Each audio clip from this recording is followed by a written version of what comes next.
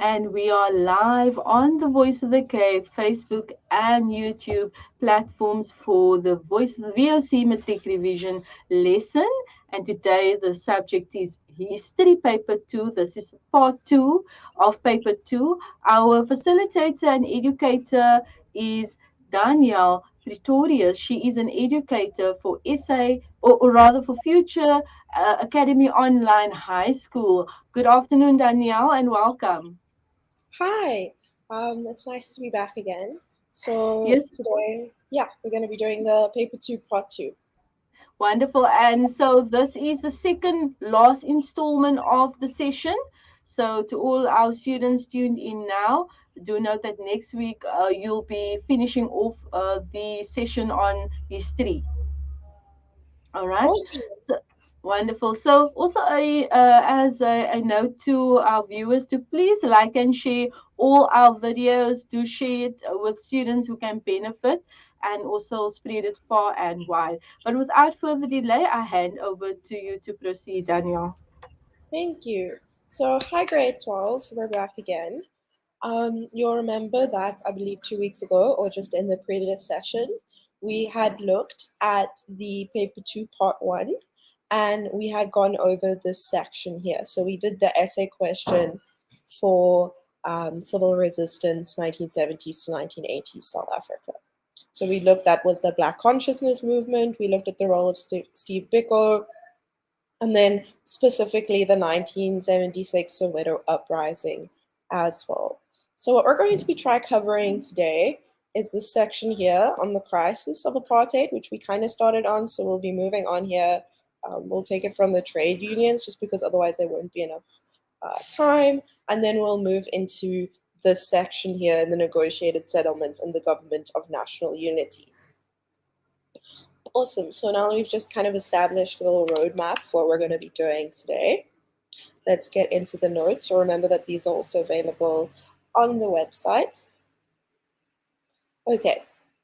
So we kind of looked at this section here where we had the just like kind of giving us some information of the contradictions of apartheid, how the past system started to break down, the labor movement becomes more powerful as trade unions start to emerge and they become a integral role in the fight against apartheid, and then how South Africa's economy is actually dependent at the time on black labor, and the industries eventually needed skilled workers, and the apartheid labor policy prevented this, so they changed it.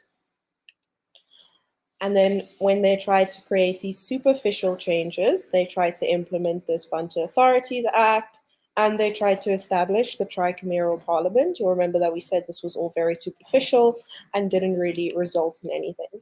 So we're going to take it from here, the growing power of the trade union movement.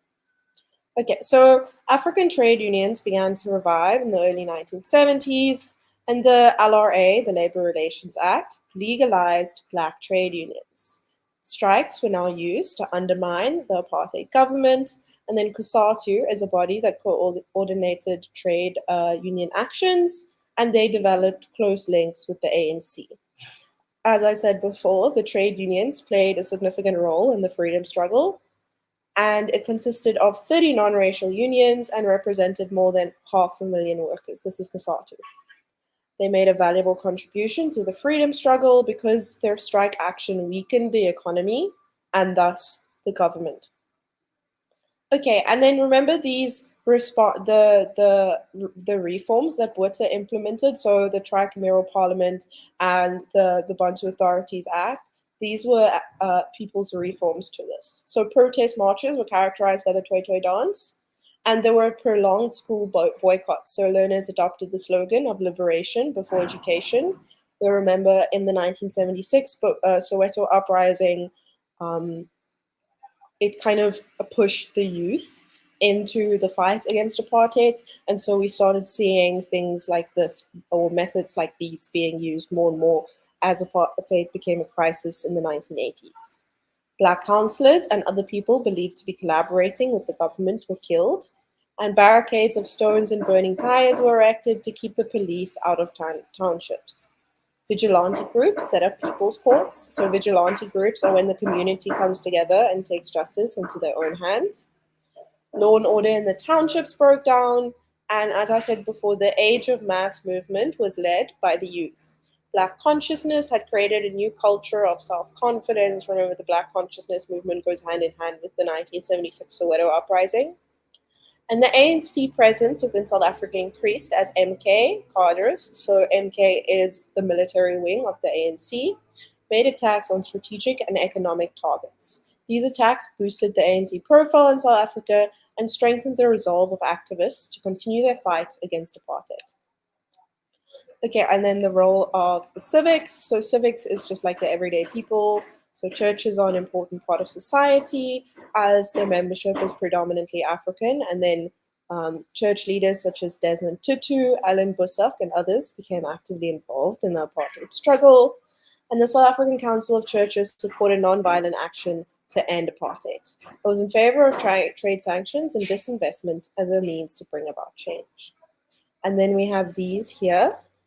So the United Democratic Front was formed as a response to the tricameral parliament, and it was affiliated with the ANC and supported the ideas that in the Freedom Charter that the ANC set up. There was a Don't Vote campaign, which aimed to discourage colored and Indians for participating in the elections for the tricameral parliament, and this campaign was a success. There was also a million signature campaign where activists went from door to door with a petition against apartheid. Their aim was to make people aware of the need to organize and actively resist apartheid. And the opposition to the tricameral parliament unified anti-apartheid forces, and this triggered the nationwide mass protest movement as we move into the 1980s.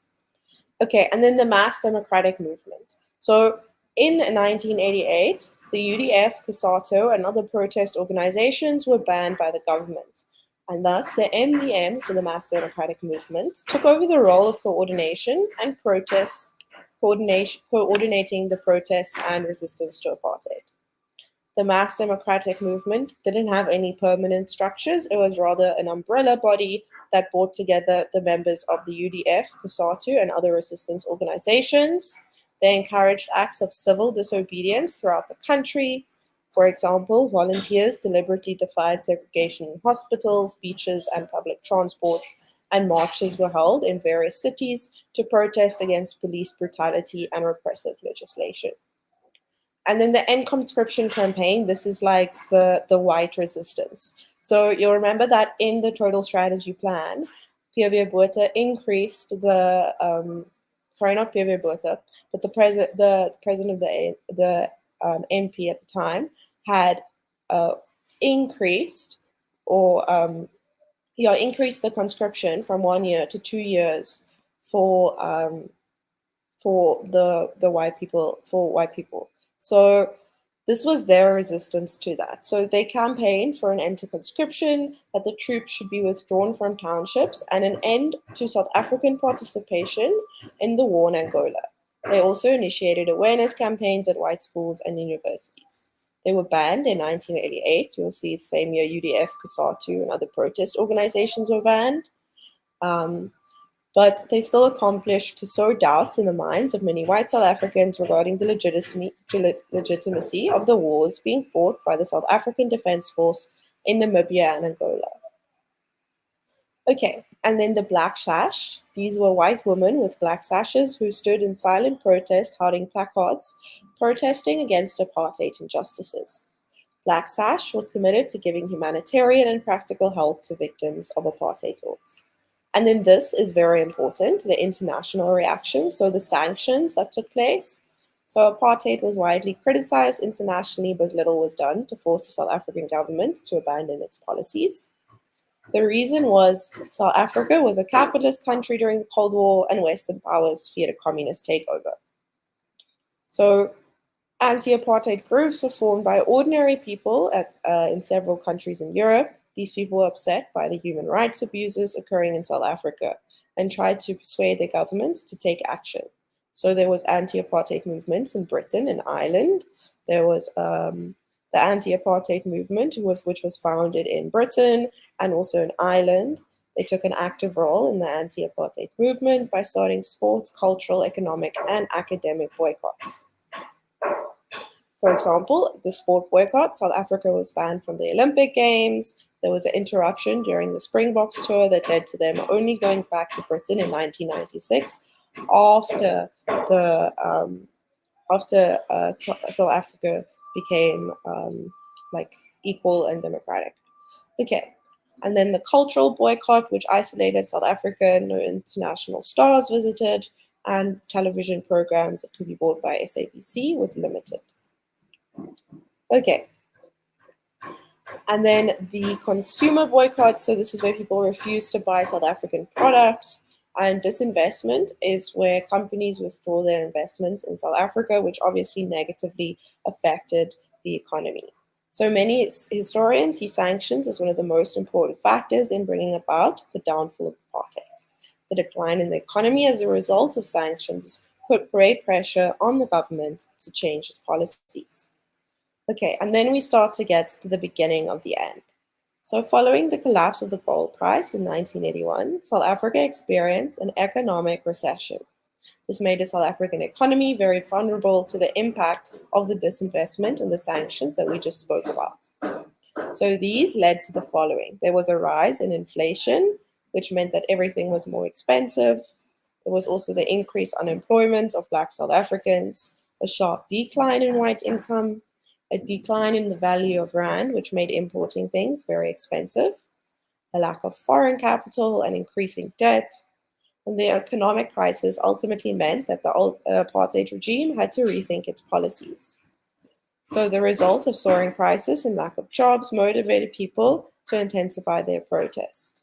Levels of violence in townships increased, and Mkotewe's military action against the apartheid government almost doubled between 1985 and 1986. And then also it shifted the tide because white South African businessmen realized that political transformation in South Africa was essential. The economic boycotts and the disinvestments were a potent weapon as the declining economy in South Africa negatively impacted white South Africans as well. This situation paired with the ongoing internal mass resistance, forced the National Party to rethink its policies and enter into negotiations. And this brings us to the negotiation section. But first, a conclusion on what we just did. So P.W. Botha's total strategy ended in failure. His quote-unquote reforms, because they were superficial, led to intensified resistance. And residents of the townships heeded the ANC's call to make the country ungovernable, which resulted in mass internal resistance. And the international community condemned South African apartheid policy, and this imposed crippling economic sanctions on the country.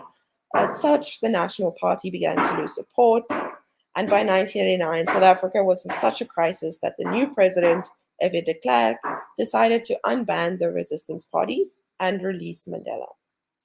Okay, so let's quickly look again at this here.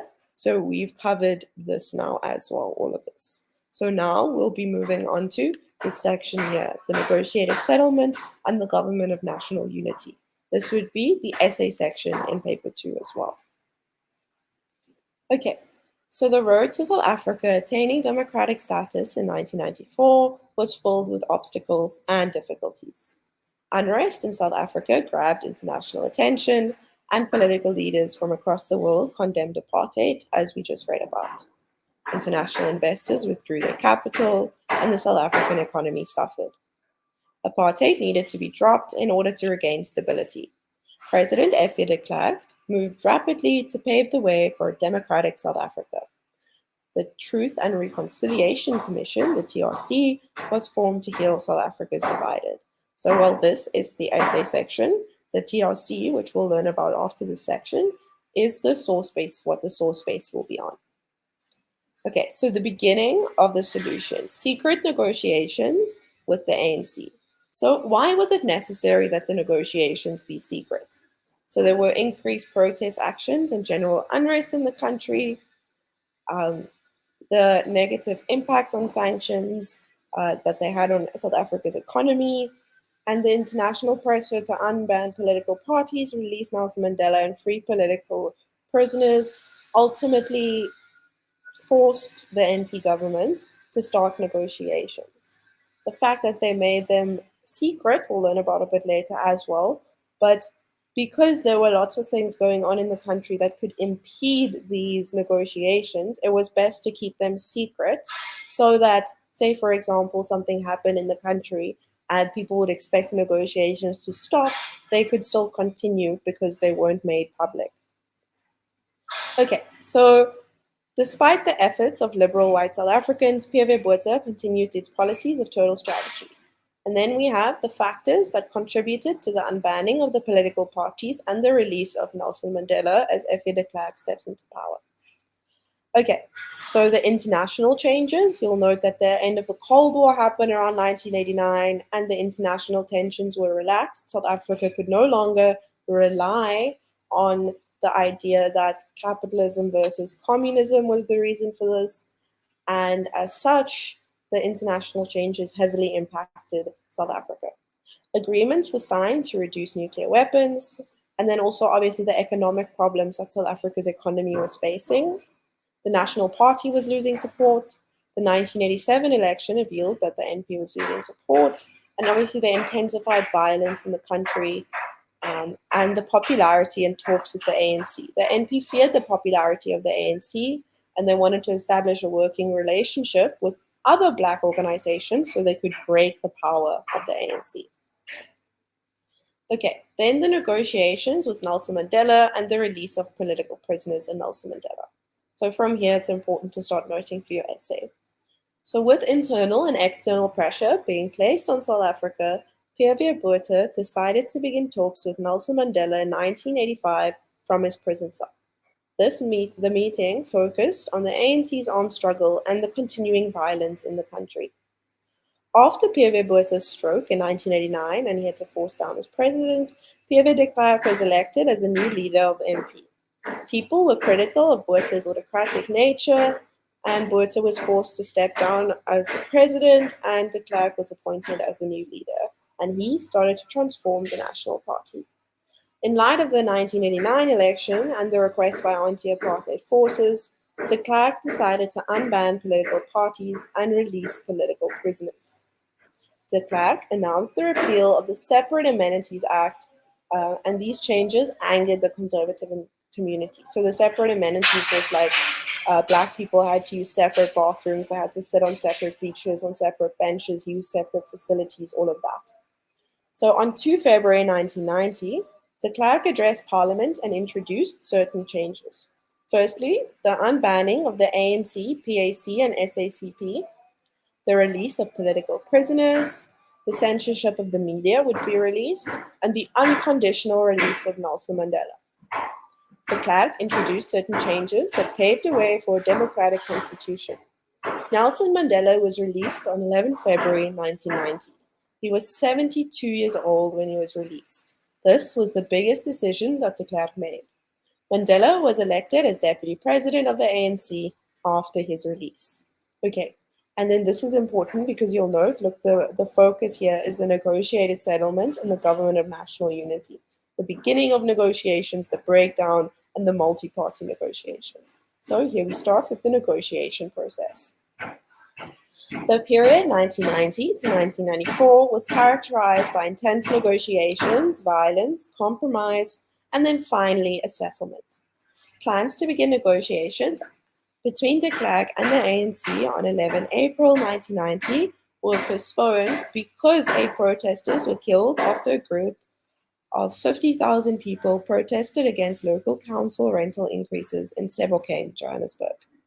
The talks were saved because Mandela and de Klerk had secret meetings. Okay, so do you see how it's illustrated here, why it was important that these meetings were secret? Mandela and de Klerk's relationship became increasingly difficult because of the violence that plagued the country until 1994. Okay, then the talks at Grote Schuur. So on 2 May 1990, the ANC delegation, which was led by Mandela and included Walter Sisulu, Thabo Mbeki, and Joe Slovo, met the NP delegation, which included de Klerk, Botha, and Adrian Fleur. At the meeting, both groups committed themselves to end violence and to work towards a process of negotiation. The meeting lasted 4 hours. The Grote Stier minute was announced, and a minute is like what was mainly discussed in the meetings and the outcome of the meeting. So a working group would be established to define political offenses in order to release political prisoners. Parties would focus on limiting political violence and intimidation. The government agreed to provide temporary immunity to exiles, and the government would ensure that normal political activity could be undertaken. With the Pretorius Minute on 6 August 1990, so this was in May and this is in August, the ANC announced that it would suspend its armed struggle and temporary peace was established between the ANC and the government. And then the establishment of the Convention for Democratic South Africa. So CODISA 1 and then CODISA 2. These are important. You have to include these in your essay because they're central to the negotiation. This is where the negotiations happened. So the Grote Stier Minute, the Pretorius Minute, CODISA 1, CODISA 2. Okay, so 19 political parties met on 20 December 1991 at the World Trade Center to thrash out a new political dispensation for South Africa. The CODISA 1 emblem showed the sun shining brightly on black and white figures, which was the ideal of a new South African nation. The CP and the PAC boycotted CODISA, and the IFP didn't sign the declaration. Chris Hani, the leader of the Communist Party, was doubtful about whether negotiations would be able to bring about transformation in South Africa. The country was rendered ungovernable because of the violence against ANC and SACP members. The MK decided to lay down their arms, and there was a whites-only referendum. CODISA and the escalation of the violence were major challenges that the government had to face. Okay, you would also have to speak about the whites-only referendum, which was held in 1992. Because 80% of white votes wanted reforms. That meant that South Africa was on the path to a constitutional reform. And what's written in the constitution is law. So that's why it's important. De Klerk could now speed up the negotiations process, and the process of negotiations continued in May 1992, but CODISA failed. So why did it fail? Because it failed to reach consensus on the following issues: majority rule, power sharing, regional powers, how to put an end to the violence in the country, and then the process of negotiations were further compromised by the outbreak of violence, which led to the killing of many people in South Africa. Okay, so the violence in the 1990s. Despite several meetings between Mandela and de Klerk, a number of obstacles occurred. Afrikaner right-wing organizations opposed these reform measures. Some ANC leaders maintained that the armed struggle hadn't been abandoned and the ANC and IFP clashes occurred in townships. So the government was accused by the ANC of supporting a quote-unquote third force. The SA police force and foreign minister, Pik Botha, were alleged to have donated 250,000 rand to the IFP to organize anti-ANC campaigns, especially in Natal. So basically what they were saying was that although the government was saying, oh, let's negotiate, let's make reforms, they were actually donating money to the IFP, which was an anti-apartheid organization. So, sorry, just give me 1 second. Let me close the door here.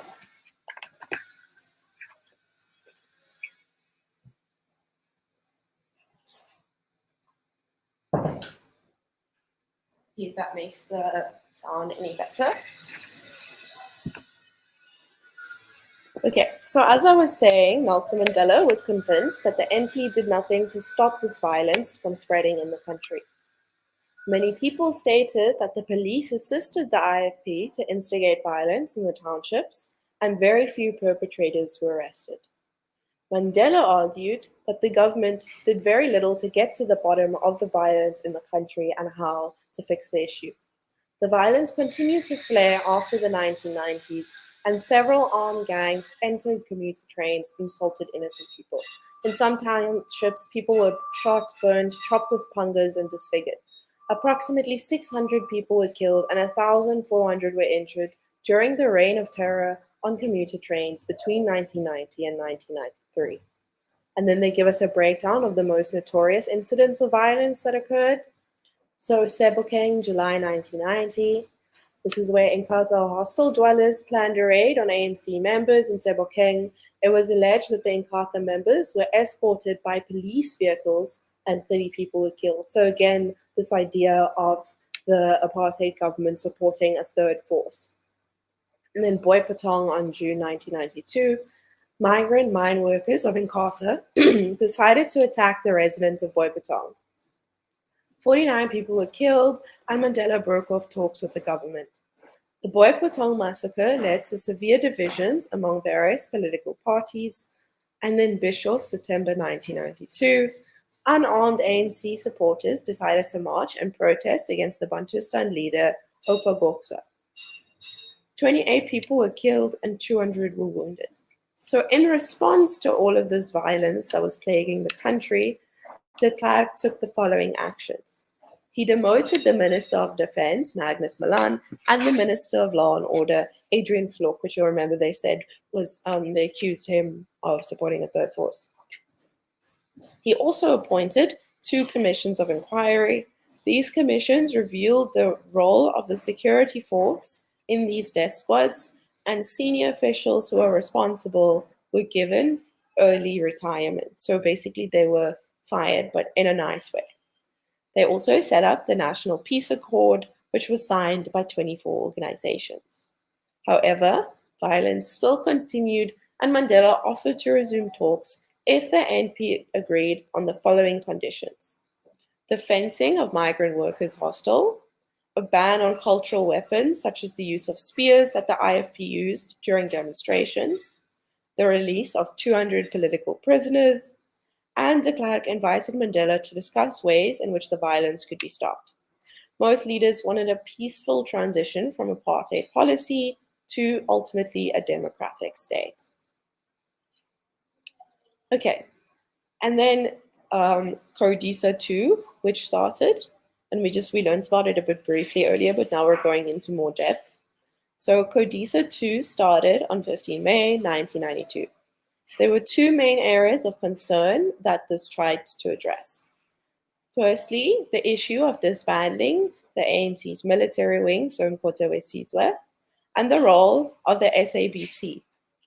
The NP reluctantly agreed to the restructuring of the SABC. So you might wonder why the SABC played a role in this. Obviously, they were used to spread propaganda in favor of the NP government and to discredit the ANC's struggle. Consensus among the various parties at Codisa 2 could not be reached, and as a result, Codisa 2 failed. Consensus means that they agreed on solutions. The NP desired a non-racial interim government, which would consist of all the parties that were present at Codisa 2. The ANC suggested that the interim government should be constituted of the various parties at Codisa 2, and it should have a lifespan of about 18 months. There was a disagreement between the percentage required for the establishment of a constituent assembly. The NP proposed that a 70% majority be required for constituent assembly to take decisions, while the ANC suggested a 66.7% on all constituent matters. So that's the amount of votes it would need to push something through the House. There was intense pressure from the USA and Britain for the ANC and NP to resolve their differences and resume their talks. Okay, so the ongoing violence in the country spread a sense of despair, and most South Africans were looking for dynamic leadership which could break the cycle of violence. Negotiations had to continue. The ANC and National Party held secret talks, which led to the Record of Understanding on 26 September 1992. The above agreement paved the way for the multi-party negotiating forum, which was the successor to Codisa. So we had the Grote Schuur Minute, then we had the Pretoria Minute. Then we had Codesa 1, then we had the whites only referendum, then we had Codesa 2, and now we have the multi-party negotiation forum. So this was a joint coalition which would govern South Africa, and it was a transitional government of national unity. The breakthrough, which was able to stop the negotiations, came with the Sunset Clause. The Sunset Clause allowed for a government of national unity until the year 2000, and government employees' jobs would be guaranteed for 10 years. It was decided that South Africa's first democratic election would be held on 27 April 1994. The parties that were left out formed COSAG. The multi-party negotiation forum resumed at the World Trade Center on 1 April 1993, so a year before we see elections actually taking place. Okay, then big problem comes. When Chris Hani, who was the chief of staff of the MK, was assassinated on 10 April 1993 by Janus Vallis, shockwaves were sent throughout the country. De Klerk lost control of the country and called on Mandela to address the nation. Many mourners vented their anger and began stoning and burning trains and vehicles. Approximately 70 people were killed. Hani's funeral was at the time the biggest and most publicized funeral in the history of South Africa. On 25 July, about 2,000 members from a new right-wing body who called itself the Afrikaner Volksfront and the Afrikaner Weerstandsbeweging stormed the World Trade Center. So Weerstand is resistance, so the Afrikaner resistance movement. And Volk means like your group of people, so the Afrikaner front, basically. They were against the multi-party negotiation process and wanted to keep the privileges that white people had. AWB protesters damaged equipment, slogans were splashed on the wall, and they demanded that Afrikaners be given a white folk start. So basically what they wanted was for Afrikaans people or Afrikaners to be given a separate white state in South Africa for them to live in. Think about the Orania, something Orania, you can Google it. It's like an all-white living area in South Africa. On 25 July 1993, APLA, so this was the military, launched an attack on St. James Church in Cape Town. 11 people were killed and 58 people were injured. Okay, so we see more violence plaguing the country. On 31 January 1993, APLA soldiers, so again the APLA soldiers, launched a surprise attack on a restaurant in Cape Town, which was known as the Heidelberg Tavern. 4 people were killed and 6 people were injured. So these right-wing groups used violence in an attempt to prevent South Africa's first democratic elections. Lucas Mangope, leader of the Botswana homeland, feared that its power would come to end if South Africa had a democratic election. So you'll remember that the Homelands Act set up these homelands in South Africa, which was separately governed, quote unquote, but they were still completely dependent politically and economically on South Africa. So AWB members went to go support Mangope and started to shoot at Black people. So this happened because people feared that they would lose their jobs, and 1,000 people went on strike. The Botswana army fired back at the AWB. 70 people died and 3,000 people were injured. The leader of the Ciskei homeland also feared the consequences of reincorporation of the Ciskei into South Africa. The IFP decided to embark on a march to the ANC headquarters in Shell House, Johannesburg. On 28 March 1994, thousands of Inkatha supporters marched to Shell House in Johannesburg. Shots were fired. 8 people died and even more clashes broke out. The Shell massacre led to the death of 300 people. So before the first democratic election could be held, a new constitution had to be drawn up and written. This was the interim constitution of 1993. It needed to be based on democratic principles. Okay, then the first democratic election was held on 27 April 1994, and 19 political parties contested in the election. So 19 political parties took part. Nelson Mandela voted at Oslange High School in KwaZulu-Natal, and Mandela became the first Black president of South Africa, and his two deputies were Thabo Mbeki and F.A. de Klerk. 1994 marked the birth of a new rainbow nation, and the government of national unity was dominated by the ANC. So the majority of the government of national unity was the ANC, followed by the ANP, and then the Inkatha Freedom Party. Okay, so remember that the government of national unity ended in the year 2000. So although the National Party was still like part of the government of national unity because it was a coalition government, which means that like different parties kind of rule. But the ANC had the majority vote, which meant that they could put the majority of things through the House.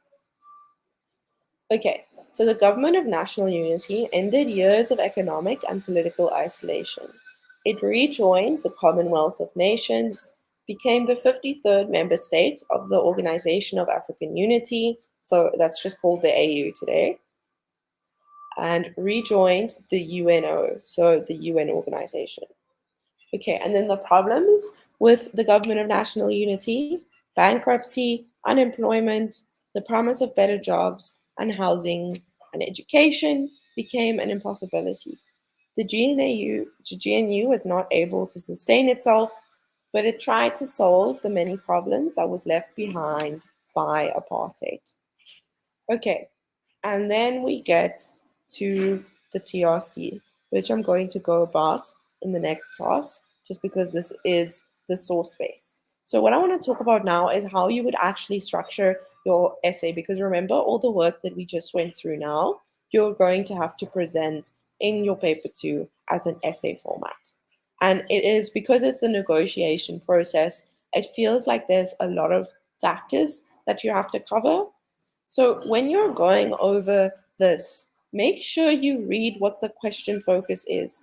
Because if you prepare an essay just on the coming of democracy to South Africa and coming to terms with the past, you would write on that whole section, which includes the TRC. But if you get in the paper and the question is something like critically evaluate the effectiveness of the negotiations from the 1980s to 1990s and the effect of the government of national unity, then basically they're asking you to talk about the negotiated settlements and the government of national unity.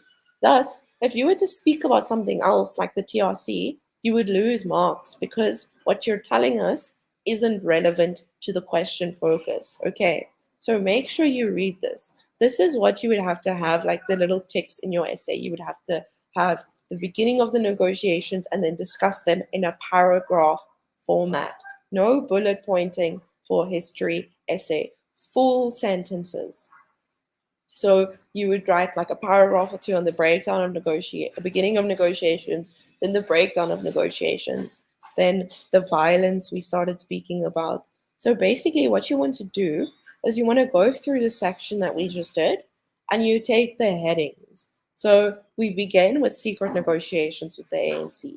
And it kind of gives us, you need to give us a background first. So you start your introduction, then you give us a background of how South Africa looked at the time. So we have the sanctions, we have South Africa losing, the NP party losing support, we have intensified violence in the country coming from the 1980s. And so that all paves the kind of the way for you to start saying, okay, then we start the negotiations that formed with Nelson Mandela and the release of political prisoners. So basically, you can say after P.W. Botha passed away, we had a more liberal F.A. de Klerk coming in as the leader of the NP. And then you say he addressed parliament and he introduced certain changes. These changes are very important, okay, because these paved the way for a democratic constitution to be formed. If he had not unbanned the ANC, PAC, and SACP, they would not be able to have negotiations with him. If they didn't release political prisoners, Nelson Mandela would be in jail, okay? And he wouldn't be able to become the deputy head of the ANC. So you need to tell us this in your essay. And then you can mention that Nelson Mandela is released and the negotiation process starts. So we are now, you'll see here, look, it says beginning of negotiations, 1989 to 1991. Okay, so we talk about the talks at Greta Skid and then the establishment of CODISA 1 and the whites only referendum. Then the violence starts to break out in the country. So then you talk about the breakdown of the negotiations. So you write 1 or 2 paragraphs about the various acts of violence that happen in the country. You don't have to mention every single one, but you have to show us that you have an understanding of the fact that violence happened in the country. And you have to give us facts, okay? An essay is evidence based. You cannot just give us opinions like, at that time there was a lot of violence, a lot of people got shot, a lot of people got hurt. No, you need to give us the facts. You need to say, for example, and then you say the Boy Putong massacre or the Sebokeng incident, something like that. Okay, you need to give us evidence. So whatever you say, you need to back it up with evidence. And then you can speak about what de Klerk did in response to this. And then you get to CODISA 2, however, violence in the country again. And then it's important to mention the sunset clause. Then you would mention more violence. And then eventually we have the government of national unity forming, and then the first democratic election. And you can finish off your conclusion by saying something like Nelson Mandela was elected as the first Black president of South Africa, and 1994 marked the birth of a new rainbow nation, or something like that. Okay, so do you see in this way how I have included all the main points? Because that is how you're going to get the marks. You need to follow the little skeleton that they've given you here. So you need to give us facts on each of these, because remember, it's out of 50, okay? So there needs to be at least like 30 or 40 like marks that we can give you, and the rest will be for your content or for your structure and your presentation. So it's very important that you don't just give us your opinions, but rather tell us and then back it up with the facts, okay? This is not an opinion essay, it's a factual essay. You're discussing history, so you need to give us the facts from history. Yeah, so I would recommend to go over the section, and it's very important when you have something like this. They tell you what the essay question is going to be. Write an essay beforehand. You don't have to memorize the whole essay beforehand, but it will help you kind of synthesize the work correctly and figure out how you're going to go about it, so that when you get to the paper, it isn't your first time familiarizing yourself with the work in essay form. It will show you, oh, maybe I missed something here, I need to put something here. And then that way you can kind of remember, you don't have to remember the whole essay, but the process that you went through in writing that, so that ultimately you can deliver a quality essay. Because if you do not do well in your essay, remember, it's out of 150. So you will lose 50 marks. Thus, it's very important for you to write an essay.